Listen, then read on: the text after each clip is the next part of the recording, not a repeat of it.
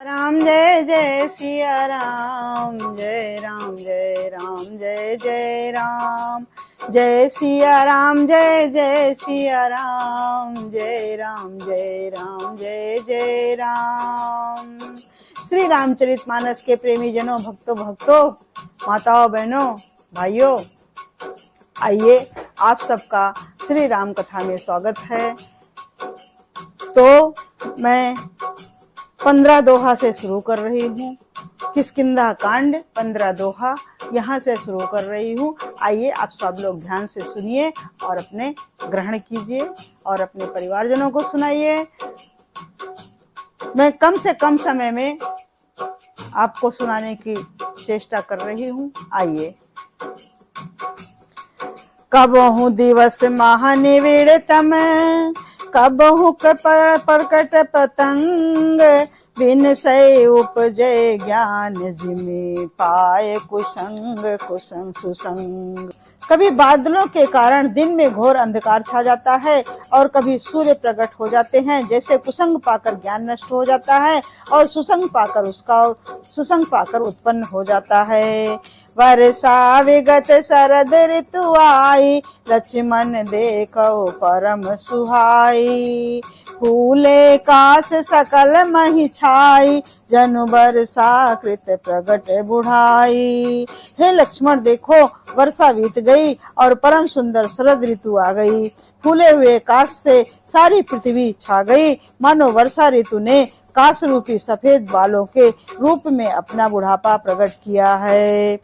उदित अगस्त पंथ जल सोसा, जिमिलो वही सो सही संतोषा, सरिता सर निर्मल जल सोहा, संत हृदय जस गति मद मोहा। अगस्त के तारे ने उदय होकर मार्ग के जल को सोख लिया, जैसे संतोष लोभ को सोख लेता है।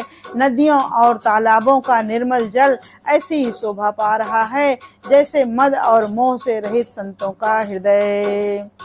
रस रस सुख सरित सर पानी, ममता त्याग करहि जिमि ज्ञानी, जानि शरद ऋतु खंजनि आए, पाय समय जिम सुकृत सुहाए। नदी और तालाबों का जल धीरे धीरे सूख रहा है, जैसे ज्ञानी विवेकी पुरुष ममता का त्याग करते हैं। शरद ऋतु जानकर खंजन पक्षी आ गए, जैसे समय पाकर सुंदर सुकृत आ जाते हैं, पुण्य प्रकट हो जाते हैं। पंकन रेणु सोयो हयस धरनी, नित नीत निपुण निपकै जस करनी, जल संकोच विकल भय मीना, अबुध कुटुम्बी जिम धनहीना। न कीचड़ है न धूल, इससे धरती निर्मल होकर ऐसी शोभा दे रही है, जैसे नीति निपुण राजा की करनी। जल के कम हो जाने से मछलियां व्याकुल हो रही हैं, जैसे मूर्ख विवेक शून्य कुटुंबी गृहस्थ धन के बिना व्याकुल होता है।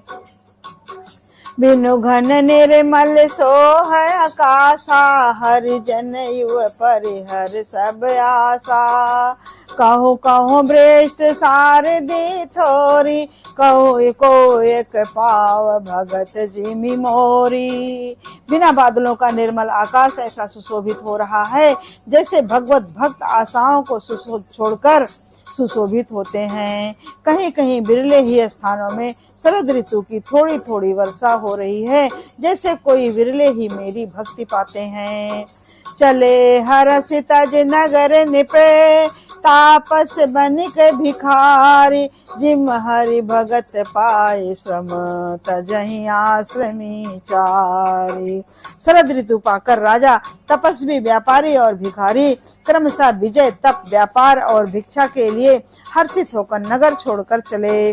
जैसे श्री हरि की भक्ति पाकर चारों आश्रम वाले नाना प्रकार के साधन रूपी श्रमों को त्याग देते हैं। सुखी मीन जे नीरे अगाधा, जिम हरि शरण नहीं कौ बाधा, फूले कमल सोह सर कैसा, निर्गुण ब्रह्म सगुण भय जैसा, जो मछलियां अथाह जल में वे हैं वे सुखी हैं। जैसे श्री हरि के शरण में चले जाने पर एक भी बाधा नहीं रहती।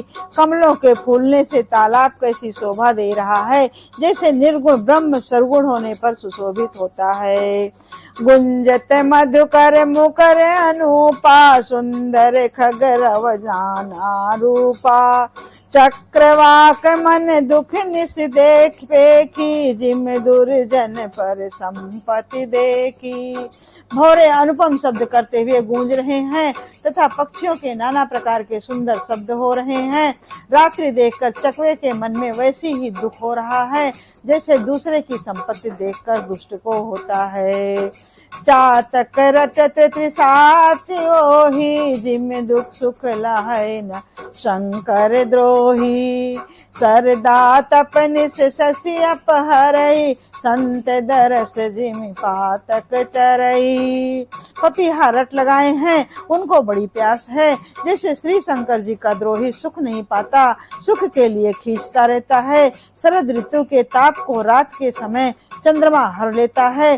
जैसे संतों के दर्शन से पाप दूर हो जाते हैं।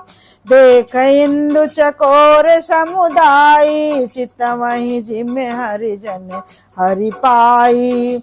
मसक दंस बीते हिम त्रासा, जिम दुज द्रोह किए कुल नाशा।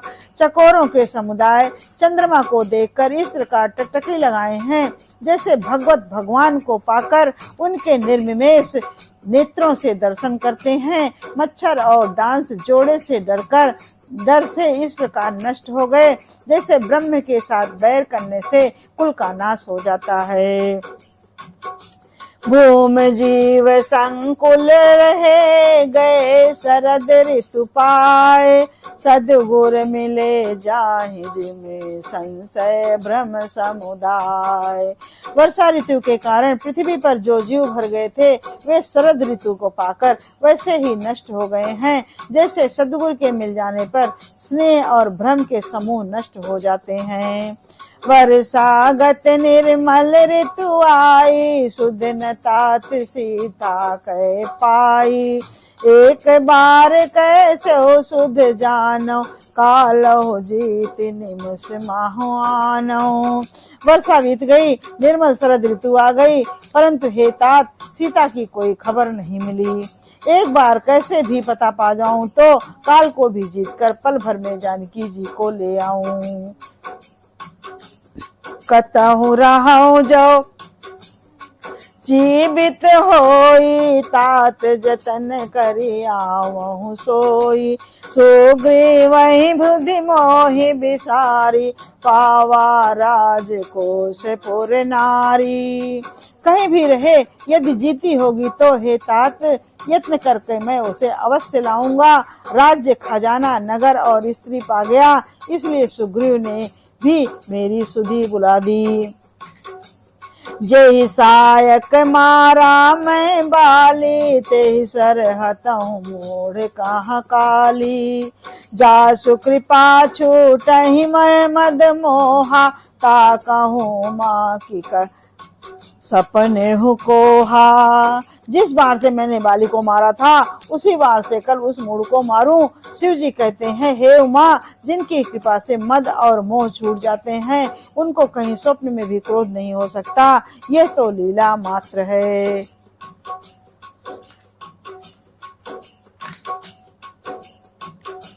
जानहि यह चरित्र मुनि ज्ञानी, जिन रघुबीर चरण रति मानी। लक्ष्मण क्रोधवंत प्रभु जाना, धनुष चढ़ाए गहे कर बाना।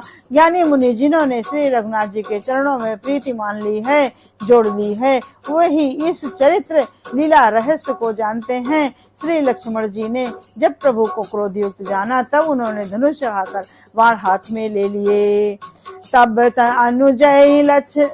अनुजहि समझावा, रघुपति करुणा शिव।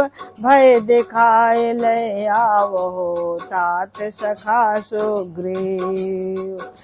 तब दया की सीमा रघुनाथ जी ने छोटे छोटे भाई लक्ष्मण जी को समझाया कि हे तात, सखा सुग्रीव को केवल भय दिखा कर ले आओ, उसे मारने की बात नहीं है।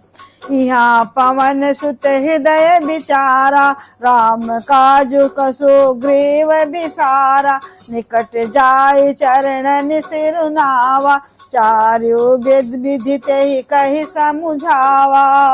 यहाँ किष्किंधा नगरी में पवन कुमार श्री हनुमान जी ने विचार किया कि सुग्रीव ने श्री राम जी के कार्य को भुला दिया है। उन्होंने सुग्रीव के पास जाकर चरणों में सिर नवाया, साम दाम दंड भेद चारों प्रकार की नीति कहकर उन्हें समझाया। सुन सुग्रीव परम भय माना, विषय मोर हरि लीन्यो ज्ञाना, अब मारुत सुत दूत समूहा, पठवहु जहाँ तहाँ बानर जूहा। हनुमान जी के वचन सुनकर सुग्रीव ने बहुत ही भय माना और कहा, विषयों ने मेरे ज्ञान को हर लिया। अब हे पवन पुत्र, जहाँ तहाँ वानरों के यूथ रहते हैं, वहाँ दूतों के समूहों को भेजो। कहो पाख महु आवन जोई, मोरे करता कर बध होई, तब हनुमंत बुलाए दूता, सब कर कर सन्मान बहुता। और कहला दो कि एक पखवाड़े में 15 दिन में जो ना आ जाएगा, उसका मेरे हाथों बध होगा। तब हनुमान जी ने दूतों को बुलाया और सबका बहुत सम्मान करके कहा, भय अरु प्रीत नीत दिखराई, चले सकल चरण ही सिर नाई, यही अवसर लक्ष्मण पुर आए, क्रोध देखी जहाँ तहाँ कपिधाए। सबको भय प्रीति और नीत दिखलाई, सब बंदर चरणों में सिर नवाकर चले। इसी समय लक्ष्मण जी नगर में आए, उनका क्रोध देखकर बंदर जहाँ तहाँ भागे। धनुष चढ़ाए कहा तब, जारी कराऊं पुर छार, व्याकुल नगर देख तब, आयो बाल कुमार। तदनंतर श्री राम लक्ष्मण ने धनुष चढ़ाकर कहा कि नगर को जलाकर अभी राख कर दूंगा। तब नगर भर को व्याकुल देखकर बालीपुत्र अंगद जी उनके पास आए। नाय चरण सिर बिनती कीन्ही, लक्ष्मण अभय बाहते दीनी, क्रोधवंत लक्ष्मण मुनि सुनि काना, कह कपीस अति भय अकुलाना। अंगद ने उनके चरणों में सिर नवाकर विनती की, क्षमा याचना की। तब लक्ष्मण जी ने उनको अभय बांध दी, भुजा उठाकर कहा कि डरो मत। सुग्रीव ने अपने कानों से लक्ष्मण जी को क्रोधी सुनकर भय से अत्यंत व्याकुल होकर कहा, सुनि हनुमंत संग लय तारा, कर बिनती समझाओ कुमारा, तारा सहित जाय हनुमाना, चरण बंदे प्रभु सुजस बखाना। हे हनुमान सुनो, तुम तारा को साथ ले जाकर विनती करके राजकुमार को समझाओ, समझा बुझाकर शांत करो। हनुमान जी तारा सहित जाकर लक्ष्मण जी के चरणों की वंदना की और प्रभु के सुंदर यश का बखान किया। कर विनती मंदिर ले आए, चरण पखारे पलंग बैठाए, तब कपीस चरण ही सिर नावा, गए भुज लक्ष्मण कंठ लगावा। वे विनती करके उन्हें महल में ले गए तथा चरणों को धोकर उन्हें पलंग पर बैठाया। तब वानर राज सुग्रीव ने उनके चरणों में सिर नवाया और लक्ष्मण जी ने हाथ पकड़ उनको गले से लगाया। नाथ विषय सम मद कछु नाही, मुनि न मोह कर मुनि मन मोह करई छन माही, सुनत विनीत बचन सुख पावा, लक्ष्मण तेहि विधि बहु समझावा। सुग्रीव ने कहा, हे नाथ, विषय के समान कोई मद नहीं है। यह मुनियों के मन में भी क्षण मात्र में मोह उत्पन्न कर देता है। मैं तो विषयी जीव ही ठहरा। सुग्रीव के विनय युक्त वचन सुनकर लक्ष्मण जी ने सुख पाया और उनको बहुत प्रकार से समझाया। पवन तनय सब कथा सुनाई, जय विधि गए दूत समुदाय। तब पवन सुत हनुमान जी ने जिस प्रकार सब दिशाओं में दूतों के समूह गए थे, सबका हाल सुनाया। हरस चले सुग्रीव तब अंगदादि कपि साथ, रामानुज आगे करी आए जहाँ रघुनाथ। तब अंगद आदि वानरों को साथ लेकर और श्री राम जी के छोटे भाई लक्ष्मण जी को आगे करके अर्थात उनके पीछे पीछे सुग्रीव हर्षित होकर चले और जहाँ रघुनाथ जी थे वहां आए। नाय चरण सिर कह कर जोरी, नाथ मोहि कछु नाहिन खोरी। अतिशय प्रबल देव तव माया, छूटहि राम करहु जो दाया। श्री रघुनाथ जी के चरणों में सिर नवाकर हाथ जोड़कर सुग्रीव ने कहा, हे नाथ, मुझे भी कुछ दोष नहीं है। हे देव, आपकी माया अत्यंत ही प्रबल है। आप जब दया करते हैं हे राम तभी यह छूटती है। विषय अवश्य सुर नर मुनि स्वामी, मैं पामर पशु कपि अति कामी। नारी नयन सर जाहि न लागा, घोर क्रोध तम निस जो जागा। हे स्वामी देवता, मनुष्य और मुनि सभी विषयों के वश में हैं, फिर मैं तो पामर पशु और पशुओं में भी अत्यंत कामी बंदर हूँ। स्त्री का नयन बाण किसको नहीं लगा, जो भयंकर क्रोध रूपी रात्रि अंधेरी रात्र में भी जागता रहता है, क्रोधांध नहीं होता। लोभ पास जय गर न बंधाया, सो नर तुम समान रघुराया। ये गुण साधन ते नहीं होई, तुम्हारी कृपा पाव कोई कोई। लोभ और मोह जो और लोभ की फांसी से जिसने अपना गला नहीं बंधाया, हे रघुनाथ जी, वो मनुष्य आप ही के समान है। ये गुण साधन से नहीं प्राप्त होते, आपकी कृपा से ही कोई कोई इन्हें पाते हैं।